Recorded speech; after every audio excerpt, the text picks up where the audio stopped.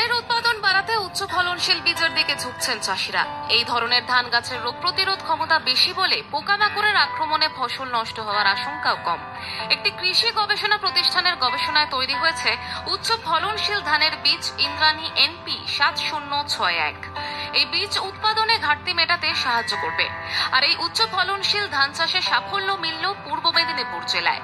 পটাশপুরের কৃষ্ণপুর গ্রামের চাষিরা ইন্দ্রাণী ধান চাষে ভালো সাফল্য পেয়েছেন, কারণ বন্যায় বেশ কয়েকদিন ক্ষেত ডুবে থাকলেও এই গাছের তেমন ক্ষতি হয় না। শীষের দৈর্ঘ্য বেশ বড় হওয়ায় ধান কাটতেও খুব সুবিধা হয়। তাছাড়া দানাগুলিও বেশ পুরুষ্টু।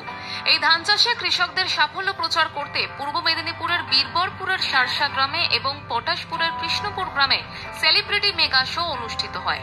অনুষ্ঠানে বিশিষ্ট জনেরা উপস্থিত হন। অনুষ্ঠানের মাধ্যমে চাষিদের এই ধান চাষের লাভজনক দিকগুলো তুলে ধরা হয়। কর্তৃপক্ষের আশা, এই ধান চাষ করলে কৃষকদের অর্থনৈতিক অবস্থারও দ্রুত উন্নতি হবে। ব্যুরো রিপোর্ট, বাংলা জাগো।